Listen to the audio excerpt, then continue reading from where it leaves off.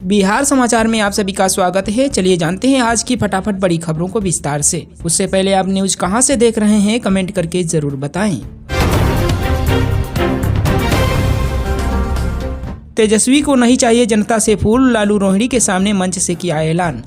बिहार में लोकसभा चुनाव को लेकर सियासी हलचल तेज है। सभी पार्टियों के उम्मीदवार अपने अपनी सीट के लिए नामांकन दाखिल कर रहे हैं। इसी कड़ी में सोमवार को रोहिणी आचार्य ने भी सारण लोकसभा सीट से नामांकन दाखिल किया। रोहिणी आचार्य के नामांकन में राजद सुप्रीमो लालू यादव, नेता प्रतिपक्ष तेजस्वी यादव, पूर्व मुख्यमंत्री राबड़ी देवी, पाटलिपुत्र से उम्मीदवार मीसा भारती, पूर्व मंत्री तेज प्रताप यादव मौजूद रहे। वहीं नामांकन के बाद सभी नेताओं ने सभा को संबोधित भी किया। इस दौरान एक रोचक वाकया हुई। दरअसल रोहिणी के नामांकन के बाद तेजस्वी, लालू, रोहिणी, मीसा मंच पर बैठे हुए थे। इसी क्रम में मंच के नीचे खड़े समर्थकों ने तेजस्वी यादव को उनके फूल को लेने की जिद करने लगे। समर्थकों ने तेजस्वी यादव को आवाज लगाते हुए कहा कि भैया फूल ले लीजिए। वहीं तेजस्वी यादव भी इस दौरान मस्ती करते दिखे। उन्होंने हंसते हुए समर्थकों से कहा कि उन्हें फूल नहीं, वोट चाहिए।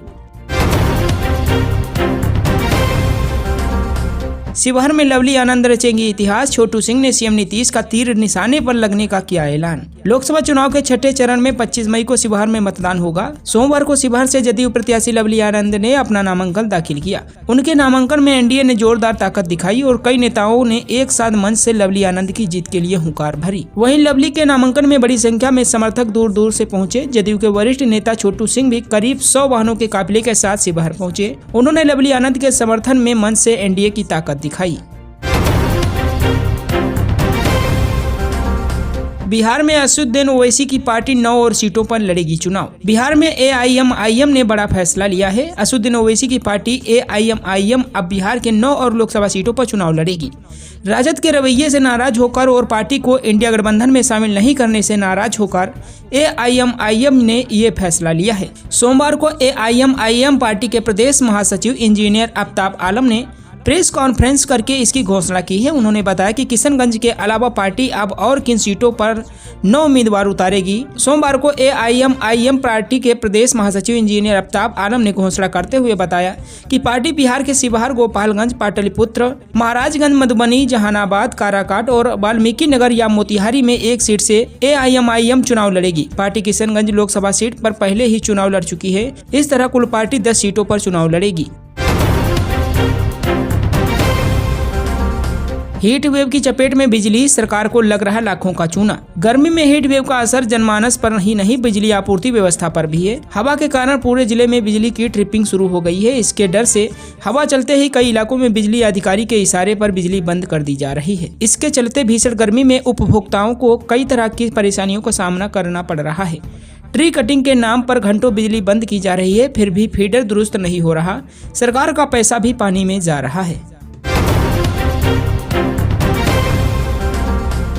सीएम नीतीश ने मुसलमानों और महिलाओं से कहा, भूलिएगा नहीं, हमने ही आपके लिए सब कुछ किया है। मुख्यमंत्री नीतीश कुमार ने कल मधेपुरा के आलमनगर में चुनावी सभा को संबोधित किया और जेडीयू प्रत्याशियों को जीतने की अपील की।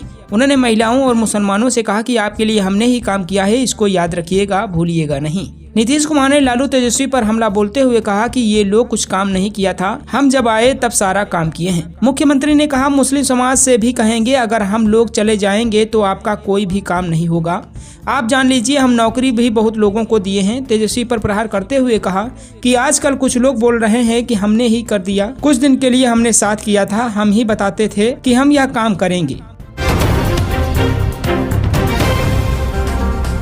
पिछड़ा और अति पिछड़ा के आरक्षण को समाप्त कर देने के फिराक में तेजस्वी, सीएम नीतीश। मुख्यमंत्री नीतीश कुमार ने अररिया में राजग गठबंधन के भाजपा उम्मीदवार प्रदीप सिंह के समर्थन में चुनावी सभा को संबोधित करते हुए कहा कि तेजस्वी प्रसाद के नेतृत्व में महागठबंधन के साथ जब सरकार बनाई थी तो ये लोग सब कुछ खत्म कर देना चाहते थे। पिछड़ा और अति पिछड़ा के आरक्षण को समाप्त कर देने के फिराक में थे। उन्होंने कहा कि महिलाओं को 50% का आरक्षण देकर उन्हें स्वावलंबी बनाया गया। शिक्षा और स्वास्थ्य से लेकर हर एक चीजों को प्राथमिकता के तौर पर दुरुस्त किया गया। उन्होंने नेता प्रतिपक्ष तेजस्वी प्रसाद को आड़े हाथों लेते हुए कहा कि जब उनके पिता और माता को मौका मिला तो कोई काम नहीं किया, अब लोगों को झांसा दे रहे हैं। बिहार में किसानों के खिलाफ धड़ाधड़ हो रही एफआईआर, रजिस्ट्रेशन रद्द कर योजनाओं से किया जा रहा वंचित। सख्त चेतावनी के बाद भी खेत में फसल अवशेष जलाने वाले किसानों पर जिला प्रशासन ने नकेल कसना शुरू कर दिया है। अब चिन्हित किए गए 5 किसानों पर प्राथमिकी दर्ज की गई है, जबकि 48 किसानों का रजिस्ट्रेशन रद्द कर उन्हें विभिन्न योजनाओं से वंचित किया गया है। जबकि फसल अवशेष जलाने वाले अन्य किसानों की पहचान करने का काम कृषि विभाग से जुड़े कर्मियों व अधिकारियों द्वारा किया जा रहा है। जिले में अब तक जिन थाने में पराली जलाने वाले किसानों पर प्राथमिकी दर्ज कराई गई है, उनमें विक्रमगंज में 2, सूर्यपुरा, दिनारा व झंझोली में 1 शामिल है। वहीं कोचस प्रखंड में 1 किसान पर प्राथमिकी दर्ज कराने की अनुशंसा की गई है। किसानों के विरुद्ध यह कार्रवाई सीआरपीसी की धारा 133 के तहत की गई है। बिहार के बगहा में आग का तांडव, 250 घर जले, आग से झुलसकर 2 लोगों की दर्दनाक मौत।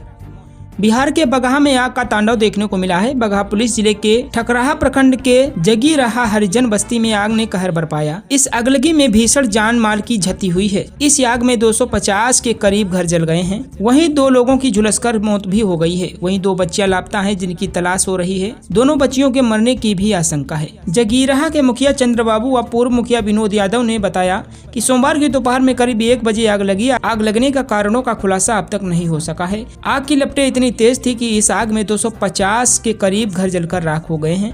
इसके साथ ही 2 लोग इस आग में जिंदा जल गए हैं।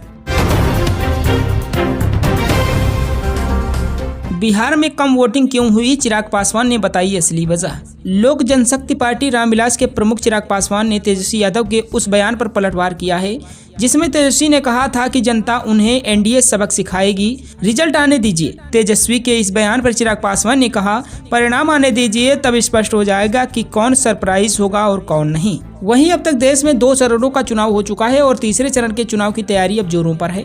इस बीच यह देखा गया है कि बिहार में वोटिंग प्रतिशत काफी कम हो रहा है। चिराग पासवान ने इसकी असली वजह बताई है। चिराग ने कहा, महागठबंधन के मतदाताओं में कोई उत्साह नहीं है, जबकि इसके विपरीत एनडीए के मतदाताओं में खासा उत्साह देखने को मिल रहा है। दूल्हा दुल्हन की गाड़ी ने 3 लोगों को रौंदा, 1 की मौत, 2 की हालत गंभीर। सासाराम में तेज रफ्तार दूल्हे की गाड़ी ने सड़क पर काम कर रहे 3 लोगों को रौंद डाला। इस हादसे के बाद मौके पर चीख पुकार मच गई। हादसे में 1 शख्स की मौके पर ही मौत हो गई, जबकि 2 अन्य गंभीर रूप से घायल हो गए। दरअसल सासाराम आरा पथ के सझौली में एक दूल्हे की गाड़ी ने सड़क मरम्मती का काम कर रहे 3 लोगों को कुचल दिया, जिसमें से एक मजदूर की मौके पर ही मौत हो गई, जबकि अन्य 2 घायल हो गए। घायल मजदूर कवि कुमार तथा एक अन्य युवक बंटी कुमार को इलाज के लिए सासाराम अस्पताल लाया गया है। वहीं ब्रजेश कुमार ने मौके पर ही दम तोड़ दिया। आरक्षण और संविधान का जिक्र कर आरजेडी और कांग्रेस पर जमकर बरसे चिराग पासवान, पीएम का भी लिया नाम। लोकसभा चुनाव 2024 में आरक्षण और संविधान को लेकर सत्ता पक्ष और विपक्ष लगातार एक दूसरे पर हमला बोल रहे हैं। एक और जहां विपक्ष आरोप लगा रही है कि केंद्र सरकार संविधान को खत्म करना चाहती है, तो वहीं दूसरी ओर सत्ता पक्ष की ओर से लगातार बयान दिया जा रहा है कि संविधान को किसी कीमत पर नहीं बदला जाएगा। इसी कड़ी में लोजपा रामविलास प्रमुख चिराग पासवान ने कहा कि आरक्षण और संविधान पर विपक्ष झूठ बोलता है। जब तक चिराग पासवान जिंदा है, आरक्षण और संविधान खत्म नहीं होगा। चिराग पासवान सोमवार को मुजफ्फरपुर में लोजपा रामविलास प्रत्याशी वीणा देवी के नामांकन कार्यक्रम में पहुंचे थे, जहां उन्होंने ये बातें कही। बता दें कि एनडीए से लोजपा रामविलास प्रत्याशी वीणा देवी और महागठबंधन से कांग्रेस उम्मीदवार अजय निषाद के बीच सीधा मुकाबला है। 5वें चरण के तहत 20 मई को मुजफ्फरपुर में मतदान होगा। गर्मी ने बढ़ाई किसानों की चिंता, आम और लीची की फसलों को हो रहा भारी नुकसान। कई दिनों से पड़ रही भीषण गर्मी एवं हीट वेव की वजह से पेड़ पौधों पर भी सामत आ गई है। गर्मी एवं तेज धूप की वजह से आम लीची की फसलों को व्यापक पैमाने पर नुकसान हो रहा है। बता दें कि हाल के वर्षों में क्षेत्र में लोग व्यापक पैमाने पर बागवानी करते हुए फलदार पौधों का बगीचा लगाया है। क्षेत्र के कदवा, नूनगरा, झिझरा, कुम्हरी, मोहम्मदपुर, चांदपुर, भर्री सहित अन्य क्षेत्रों में सैकड़ों एकड़ में आम लीची का बगीचा है। दर्जनों किसान बागवानी के माध्यम से आर्थिक उपार्जन करते हैं। साल भर पौधों की देखभाल के बाद फसल के समय प्राकृतिक प्रकोप से बागबान परेशान नजर आ रहे हैं। मंजर के समय पूर्वा हवा चलने के साथ वर्षा होने की वजह से नुकसान हुआ था। शराब पर नकेल के लिए पड़ोसी राज्यों में भी शुरू हो गई छापेमारी। राज्य में शराब के धंधे पर नकेल कसने के लिए कई स्तर पर नई पहल की जा रही है। इसके तहत पड़ोसी राज्य में भी शराब के धंधेबाजों को और शराब छिपाकर रखने वालों स्थानों पर छापेमारी शुरू की गई है। उत्पाद एवं मद्य निषेध विभाग के स्तर पर पड़ोसी राज्य के पूरे सीमावर्ती इलाके में गुप्त सूचना के आधार पर पहले जानकारी एकत्र की जाती है कि कहां-कहां अवैध शराब की खेप को छिपाकर रखी गई है। इसके बाद संबंधित राज्य के पुलिस महकमा के साथ संयुक्त टीम तैयार करके उत्पाद विभाग की टीम छापेमारी करती है। इसमें सीमा पर खासतौर से अवैध शराब को छिपाने और तस्करों के छिपने वाले स्थानों को टारगेट किया जाता है। इसमें बिहार पुलिस की मद्य निषेध इकाई की टीम भी अहम भूमिका निभाती है। इस तरह की कार्रवाई पहली बार शुरू की गई है।